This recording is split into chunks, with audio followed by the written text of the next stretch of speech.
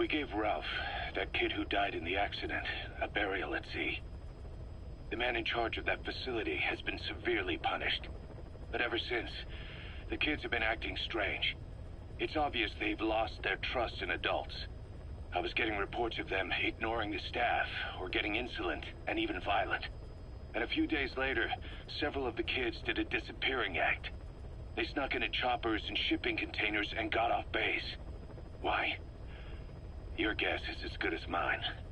These kids were born in a war zone and forced to grow up as war fighters. If they're left alone, war is how they'll die. But I thought we showed them there are other reasons to live. I never liked having children on Mother Base. But the thought of them going back to the battlefield and picking up their old lifestyle is something I can't stomach. It makes me think of Chico, 9 years ago. We have to get those kids back. Hell, they know too much about our operation. I never expected even the kids to betray us.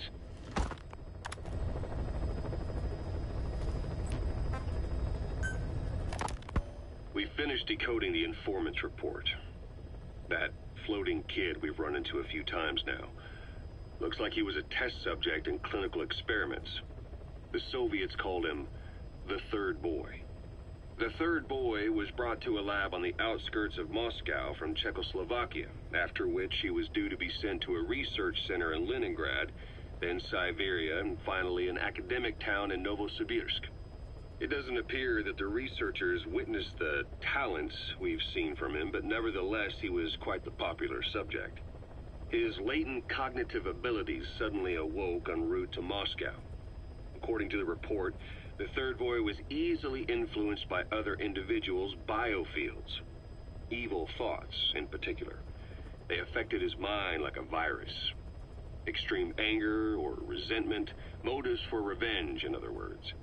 Now, during the transport flight to Moscow, the boy was exposed to a powerful mental energy field coming from a certain individual. Ever since, being conscious of his powers, he's become a sort of energy generator. What's unique about him is the way his acute telepathic abilities get taken over by another person's will. The boy began to physically parasitize individuals experiencing extreme anger and codify the host's desires. This includes amplifying the host's natural strengths. Or, in accordance with the host's desires, he can also implant program code in another individual, making them a puppet, essentially. Human neural synapses transmit weak electrical currents between neurons. These electrical currents, though at a level difficult to observe, warp the magnetic field outside the body. The Third Boy is able to pick up these weak fluctuations. Contrary to psychotronics, which involves controlling the human mind, his abilities as a receptor are too high. The emotions he picks up from another individual are amplified and unleashed into his body as they recur in his brain. They turn into microwaves, which then affect the physical world, triggering paranormal phenomena like the spontaneous combustion of organic matter or psychokinesis, moving an object without touching it. There's one other thing. While he's parasitizing a host, the boy's ego gets shut away, allowing the will of the host to take control of his powers, like some annoying static drowning out your own voice. That means he isn't responsible for what's been happening.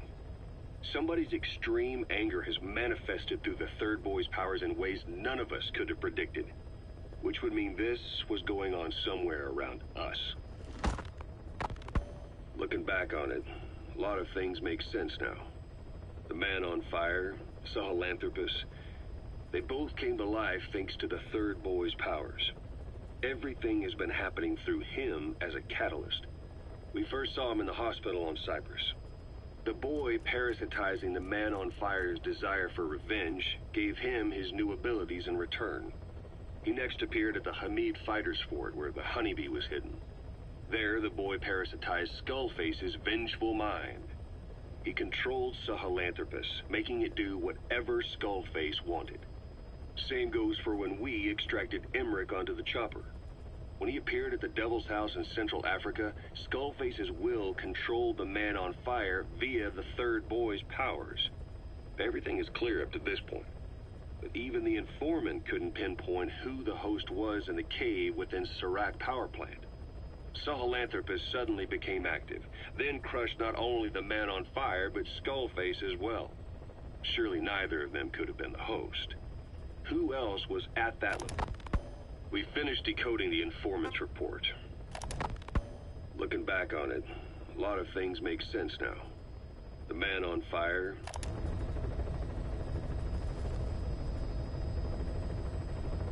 Sahelanthropus, they both came to life thanks to the third boy's powers. Everything has been happening through him as a catalyst. We first saw him in the hospital on Cyprus. The boy parasitizing the man on fire's desire for revenge gave him his new abilities in return. He next appeared at the Hamid Fighters Fort where the honeybee was hidden. There, the boy parasite, he controlled Sahelanthropus, making same goes for when he appeared at the Devil's House in Central Skullface's will control. Everything is clear up to this. Even the informant couldn't pinpoint who the host was, and Sahelanthropus suddenly became active, then crushed not only the. Surely neither of them could have been the host. Who else was at that location and bore anger more extreme than either of them? Whose will was controlling Sahelanthropus? According to the report, emotions transmitted in children's brains affect the surrounding magnetic field more strongly. Cerebral nerves are covered with insulation called myelin sheaths to increase impulse speed. The reason for this leakage has to do with the fact that children's myelin sheaths are still developing. So, how many children do you remember being there? Children with a burning desire for revenge and bearing a grudge against you. I can think of only one. Eli. We don't know what kind of life he's had, but the resentment he's shown toward adults is nothing short of extraordinary.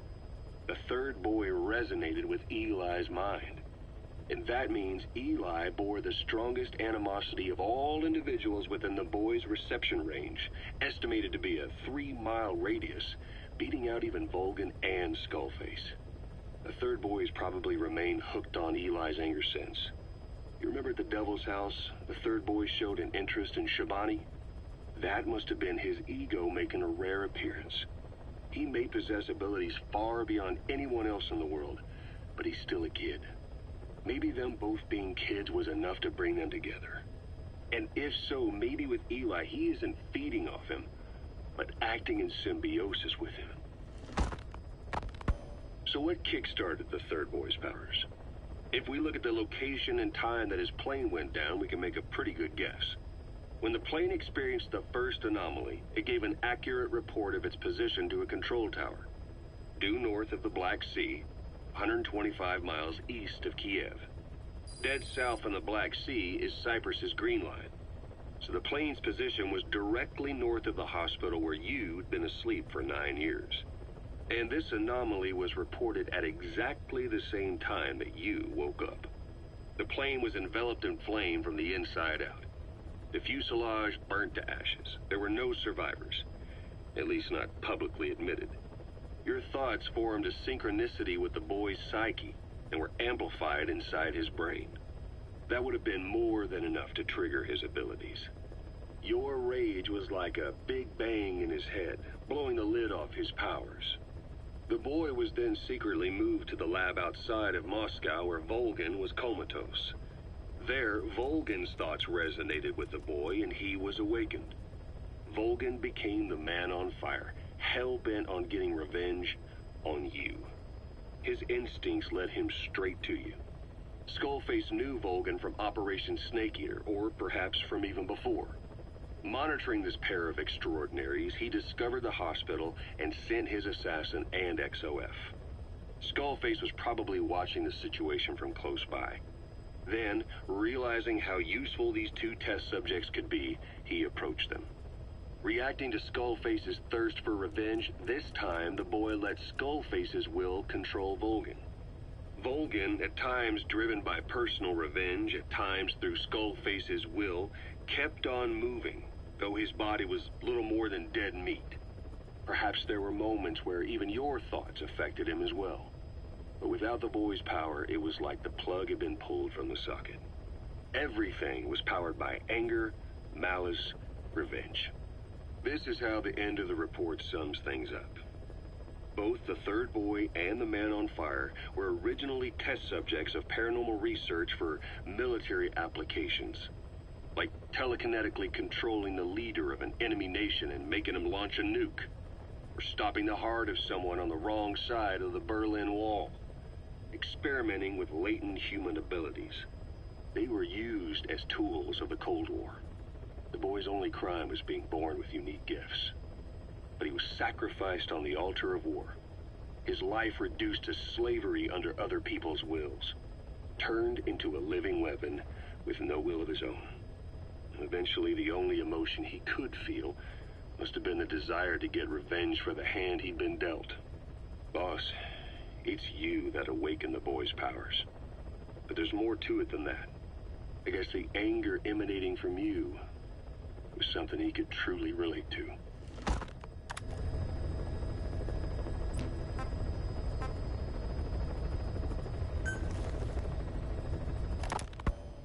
I hope you bought a better hamburger this time, Kazuhira. Right. Well, The last one was lacking in every way. The patty was too thin, the bun too dry, and the lettuce days old at best. hey, that was 100% all beef patty, and no shortening in the bun either. Nature's blessings, unadulterated, in hamburger form. Is that it? But when taste falls short, so does our gratitude to nature.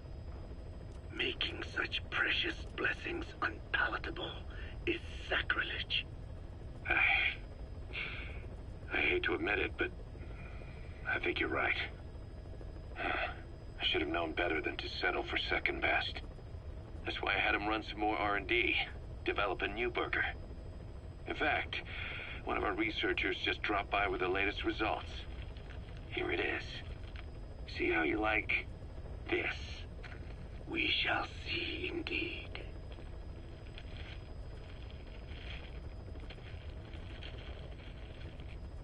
I thank you for this bounty, Mother Earth. So, what's the verdict? Not bad. And? But it does not hold a candle to what I ate back home. Everyone's a critic. Damn it. I was sure the Kobe beef, but maybe we didn't add enough. If we add any more, we're cutting into our profits. Profits? We'll be taking a loss on every unit. What are you talking about? Huh? Oh, anyway, I'll be back with another round of product. I will be waiting. Did you say product?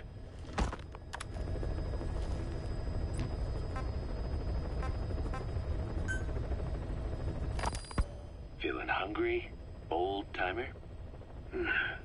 Old timer. I do not get hungry, no. But you have a new hamburger? You guessed it. And this time we used lamb. Lamb? You're not a lamb kind of guy? A hamburger is made of beef. Who ever heard of a hamburger without beef? Yeah, but we gotta stay fresh, stand out from our competition. You're what? Just give it a try. If you say so.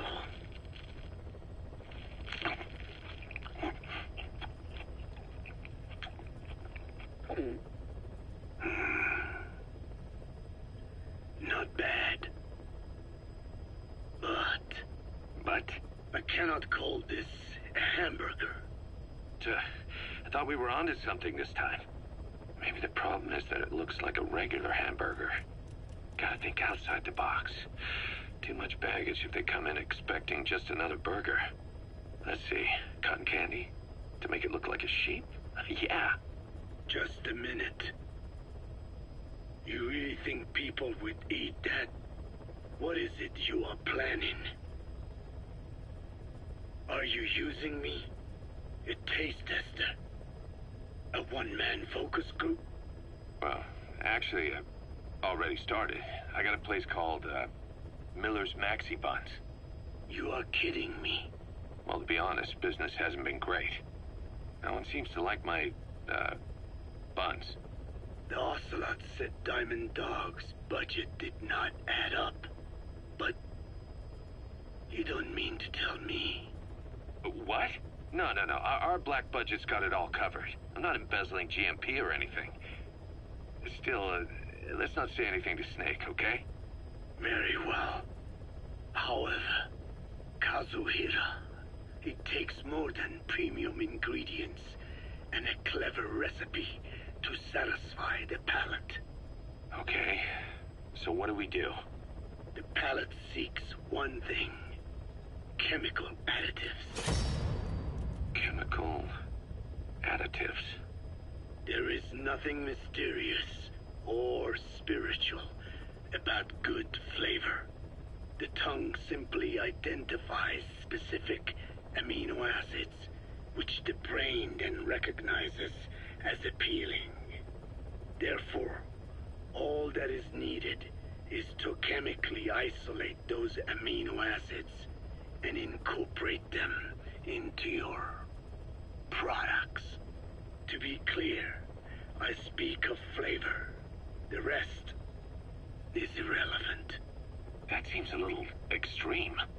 Do not forget that I am a scientist after all. And using science for the benefit of others is a joy. In seeking coexistence with nature's blessings, not everything can remain in its natural form. When we fall ill, we must be treated. Otherwise, that very nature could cost us our lives. Agriculture is one of nature's many blessings. But through that process, we damage the surrounding vegetation. Yeah. Whether it's a massive farm or a tiny field, we always leave our mark on the land. The same is true of parasites. And for food preparation. If tapeworms in the raw meat of another animal enter the human body, they roam around trying to find their usual habitat. Sometimes even eating away at the brain in their confusion. So in looking through a scientific point of view, you see the necessity for processing food. Yes, it is also sometimes necessary to eliminate certain parasites, or selectively use or even modify others. Alternatively, we could say that if a man is part of nature, the work he does is also part of it. What is important is the balance. Yeah, you're right. Thanks, old-timer. You really opened my eyes. I fooled myself into thinking people today wanted high-quality, all-natural goods. But my favorite burgers were never about that. What they want is something like the first burger I had in America when I went to meet my dad. A Frankenburger loaded with additives. That's the America I knew and loved. I'll be back in a jiffy, old-timer. My next burger's gonna knock your socks off. Kazuhira, wait. What is important is how we balance the... quick for a one-legged man. Frankenburger. What kind of a dive did your old man take you to?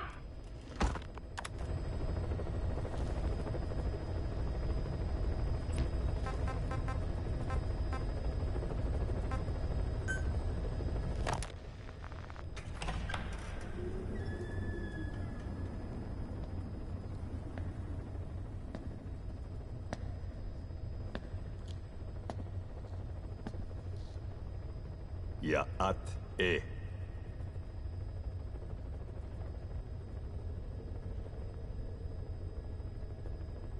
You disappoint me. Have you forgotten my face? Leave me be. You won't respond to anyone else, so I figured it must be me you wanted to see. but now you won't even look at me. Have I not suffered enough? Not until you've eased my suffering first. To tell you the truth, old man, I'm in a bit of a bind. It's about your children. You know what I mean? The parasites. The ones that infect a man's throat, killing him if he speaks their language. They must not be allowed to multiply. You are allowed to live only in order to help me. But you don't want to, do you? So why not choose death instead? Because you want to protect the Diné and their land from me. That's your purpose, isn't it? Don't lose sight of that now. It's in your interest to cooperate. Because if you don't... Madness. The parasites can't detect your people's tongue. So I'll just have to resort to more heavy-handed means. I have the greatest respect for your people. I would rather avoid such a thing, but... we don't always get our way.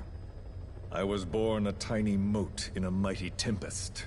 And until those winds abate, all I can choose is how to act when they blow me this way or that.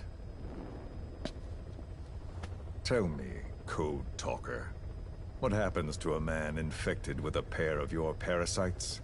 Can they be removed? Can the full-blown symptoms be prevented? It is impossible to remove the parasites alone. They have too close an affinity with humans. Then how do you stop the symptoms from developing? All right. I was hoping for an answer now, but perhaps you just need a little more time. I'll be back soon. I've set up shop, not far from here. We'll be seeing a lot more of each other. If you're close by, then it is almost complete. We're in the final phases. All that's left is to see if I can actually disable a nuke, with the help of your metallic archaea. Once that's done, I won't have to return here again, and your suffering will end, as will your people's. We're almost finished, Code Talker. Each in our own way. My only regret will be not finishing you. There's nothing stopping you. I'm only alive because you want me that way. Ridiculous. As you wish. My regret is this misunderstanding between us. You and I, our goal is the same. We should be working together. A symbiosis. You do not know my mind. I simply want the Diné bloodline to endure. Really now? You're just another mote in the store. How you react to all the slings and arrows, that's what counts. That's why you call those squirming monsters your children. What I have done is forbidden. Forgive me, all of you. The world should be left the way it is. You of all men should know that.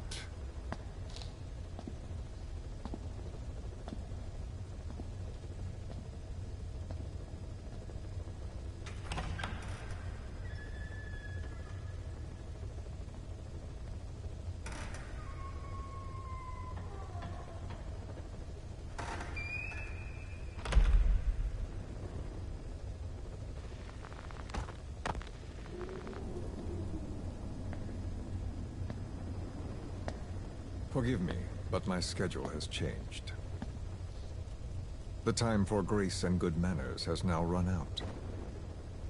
Please. Torture will not work on me. Surely you know this. Oh, I have no intention of getting rough with you. You haven't been beaten. Your hands aren't even tied. Just like me, you live in symbiosis with countless parasites.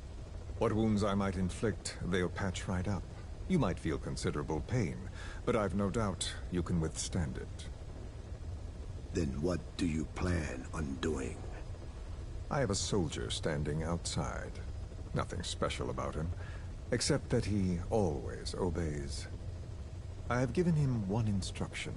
Whenever I ring this bell, he passes on a message for me.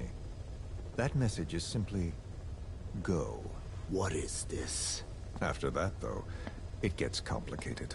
The message will arrive at a room, a little bigger than this one, nothing special. Some of your people are in this room, surrounded by my men. Enough of this. They pick them at random. No regard for age, gender. In that, I suppose, they're different from you. Not as discriminating. They tied them up, one by one, blindfolded them. We had to maintain order, you understand? You bastard. Go. When they hear that, my men will pick one of your people and infect them with a parasite. Your parasite. It won't work on my people. True. The vocal cord parasite doesn't respond to your language. But what about English? An English strain. It exists. A ring of this bell, and they infect one person. If that person abandons the Navajo language, the English strain will trigger symptoms. You monster. So, it's quite simple. Every time I ring the bell, another of your people is infected. Don't do this. I don't want to do this. I'd rather not have to ring the bell, which is why I'm hoping you will talk to me. What do you want? What else could you possibly want? You know the answer to that. How to prevent the symptoms caused by the parasite. You cannot control it like some slave. Forget the idea. Forget it? Unlikely. I will never tell you. What have you done? You made me do that. You black-hearted... Settle down. Don't use it again. Well, that is up to you. All you need to do is tell me what I want. How to prevent the vocal cord parasite symptoms. Why? Why do you need to know? The adult soldiers at Amasa are all dead. What? The parasite traveled downstream. How? It would appear that he was involved. Another demon who woke up from 9 years of slumber. As a result, the vocal cord parasite spread through the village. I told you this would happen. It was an unfortunate accident. He is becoming an annoyance. He may stumble upon the truth sooner or later, but I suppose that is really of no consequence. One day, he too will pay for what he has done. Black Anna. The real demon is you. You know, this incident made me realize something. You are right. I should have acted with more humility. These creatures cannot be controlled. All the more reason I require a means to stop them. There is no such way. Oh, really? Wait! Don't ring it again. It is up to you. Out with it! I see now. There must be more to it than that. What? They are in you. You use this land to breed more of my children. And not just here. No. In pursuit of your ethnic cleansers. You sifted through many language strains. Finding hosts. Breeding more and more. You would have been infected in the process. Infected with countless strains. Most likely your mother tongues as well. Romania, Northern Transylvania. You found that one too. Yes, the Hungarian strain. That responds to the CK's dialect. Silence! Black Anna. It is you who shall pay.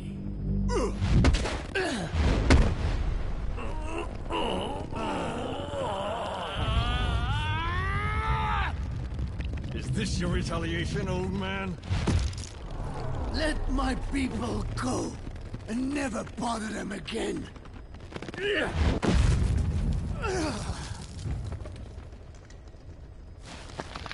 You heard me. What now? What? No! What are you doing? I am not afraid. I probably have every language strain inside of me. Meaning all the world's languages are already lost to me. But that suits me fine. If need be, I myself can produce whatever strain is needed. And that means nothing to you. If you are infected, you can never again speak your mother tongue. Otherwise you will die. As will every one of your countrymen.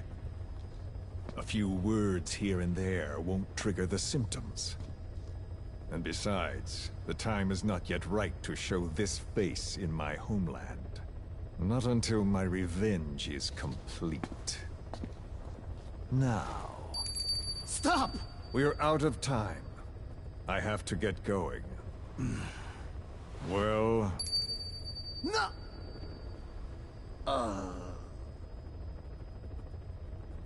Radiation. It's radiation. Radiation?